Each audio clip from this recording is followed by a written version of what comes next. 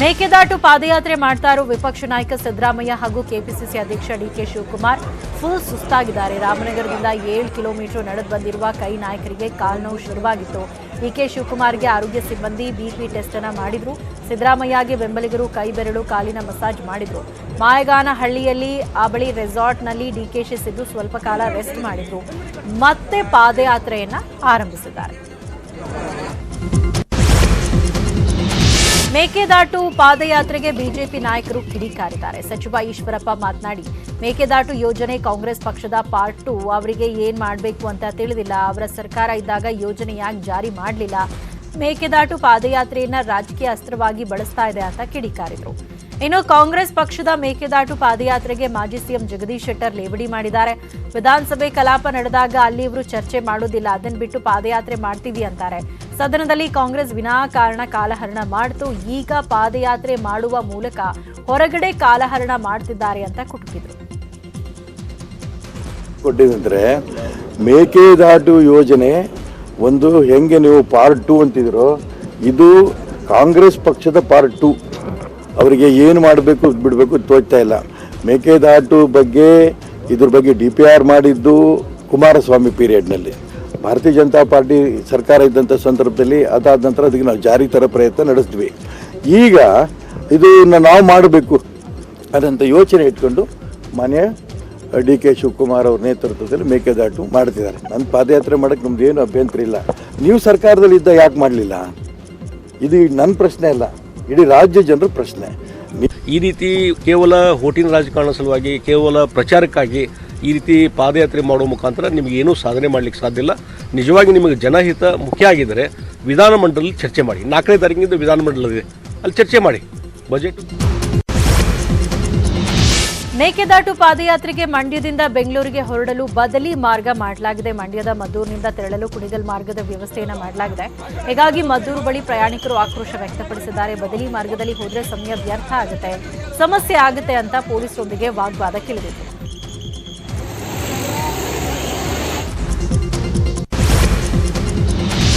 ಮೇಕೆದಾಟು ಯೋಜನೆಗೆ ಒತ್ತಾಯಿಸಿ ಕಾಂಗ್ರೆಸ್ ಪಾದಯಾತ್ರೆಗೆ ಸಿದ್ಧಗಂಗಾ ಶ್ರೀ ಸಿದ್ದಲಿಂಗೇಶ್ವರ ಸ್ವಾಮೀಜಿ ಗೈರಾಗಿದ್ದಾರೆ.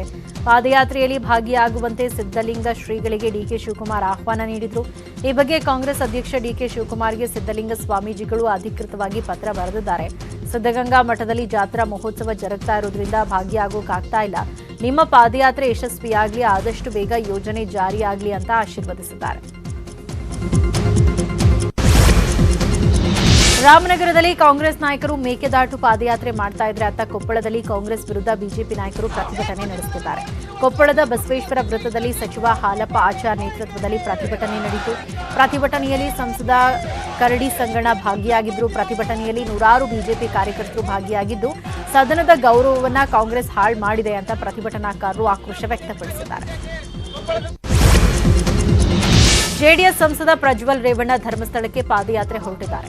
ಹೊಳೆನರಸೀಪುರದ ಲಕ್ಷ್ಮೀ ನರಸಿಂಹಸ್ವಾಮಿ ದೇವಾಲಯದಲ್ಲಿ ಪೂಜೆ ನೆರವೇರಿಸಿ ಪಾದಯಾತ್ರೆ ಆರಂಭಿಸಿದ್ದು, ಆಲೂರು, ಸಕಲೇಶಪುರ, ಶಿರಾಡಿ ಘಾಟ್ ಮಾರ್ಗವಾಗಿ ಪಾದಯಾತ್ರೆ ಮಾಡಲಿದ್ದಾರೆ. ಎಲ್ಲಾ ತಾಲೂಕುಗಳಿಂದ ಕಾರ್ಯಕರ್ತರು ಹಾಗೂ ಭಕ್ತರು ಭಾಗಿಯಾಗಲಿದ್ದು ಎಲ್ಲರ ಜೊತೆಗೆ ಪ್ರಜ್ವಲ್ ರೇವಣ್ಣ ಹೆಜ್ಜೆ ಹಾಕಲಿದ್ದಾರೆ.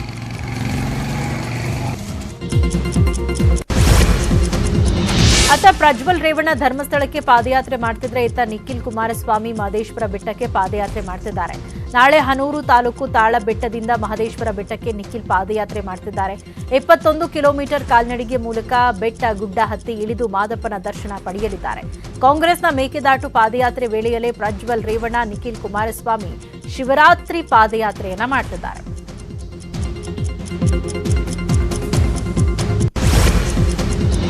ಬೆಂಗಳೂರಿನ ಕಂಠೀರವ ಸ್ಟುಡಿಯೋದಲ್ಲಿ ಡಾಕ್ಟರ್ ಅಂಬರೀಷ್ ಸ್ಮಾರಕ ಶಂಕುಸ್ಥಾಪನೆ ಕಾರ್ಯಕ್ರಮ ನಡೆಯಿತು.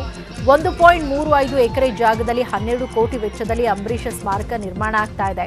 ಕಾರ್ಯಕ್ರಮದಲ್ಲಿ ಸಿಎಂ ಬಸವರಾಜ ಬೊಮ್ಮಾಯಿ ಸೇರಿದಂತೆ ಸಾಕಷ್ಟು ಗಣ್ಯರು ಭಾಗಿಯಾಗಿ ಅಂಬರೀಷ್ ಸಮಾಧಿಗೆ ನಮಿಸಿದ್ರು. ಬಳಿಕ ಮಾತನಾಡಿದ ಸಿಎಂ, ನನ್ನ ಆತ್ಮೀಯ ಸ್ನೇಹಿತ ಅಂಬರೀಷ್ ಮಾಡಬೇಕಾದದ್ದನ್ನ ಮಾಡಿದ್ದೇವೆ, ಮಾಡಬಾರದನ್ನ ಮಾಡಿದ್ದೇವೆ. ಅಂಬರೀಷ್ ತಮ್ಮ ಆತ್ಮಸಾಕ್ಷಿಗೆ ಬದ್ಧರಾಗಿ ಬದುಕಿದ್ರು ಅಂತ ಗುಣಗಾನ ಮಾಡಿದ್ರು. ಅಲ್ಲದೆ ಅಂಬರೀಷ್ ಪತ್ನಿ ಸುಮಲತಾ ಮಾತಾಡಿ ಪತಿಯ ಸಾಧನೆಗಳನ್ನ ಕೊಂಡಾಡಿದರು. ನಮ್ಮ ಸ್ನೇಹ 40 ವರ್ಷಕ್ಕಿಂತ ಹೆಚ್ಚು. ಹಲವಾರು ಮಿತ್ರರಿದ್ವಿ, ಒಟ್ಟಿಗೆ ಓಡಾಡಿದ್ದೇವೆ, ಸಮಯ ಕಳೆದಿದ್ದೇವೆ. ಊಟ ಮಾಡಿದ್ದೇವೆ, ಕರ್ನಾಟಕಾದ್ಯಂತ ಸುತ್ತಿದ್ದೇವೆ, ಮಾಡಬೇಕಾಗಿದ್ದು ಮಾಡಿದ್ದೇವೆ, ಮಾಡಬಾರ್ದು ಮಾಡ್ತೇವೆ. ಆದರೆ ಅಂಬರೀಷ್ ಅವರು ಮಾತ್ರ ಏನೇ ಬರಲಿ, ಯಾರೇ ವಿರೋಧ ಬರಲಿ, ಎಷ್ಟೇ ಕಷ್ಟ ಬರಲಿ, ಏನೇ ಬರಲಿ, ಆತ್ಮಸಾಕ್ಷಿ ಬಿಟ್ಟು ಎಂದು ಕೂಡ ಒಂದು ದಿವಸನೂ ಕೂಡ ಅವರು ಬದುಕಲಿಲ್ಲ.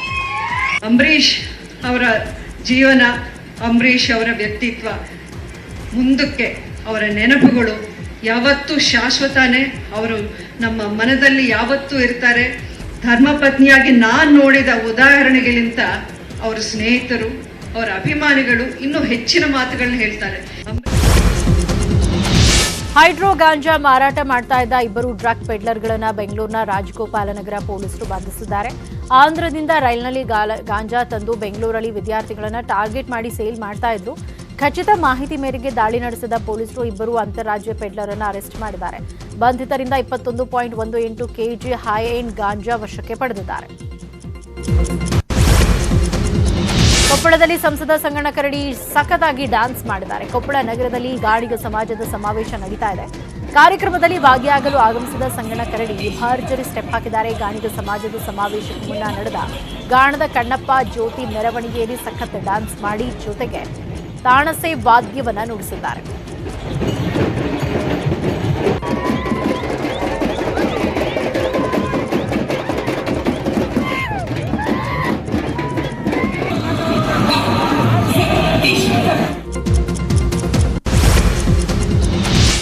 ಇನ್ನುಳಿದ ಪ್ರಮುಖ ಸುದ್ದಿಗಳನ್ನು ನೋಡೋಣ. ಚಿಕ್ಕ ಬ್ರೇಕ್ ಆದ್ಮೇಲೆ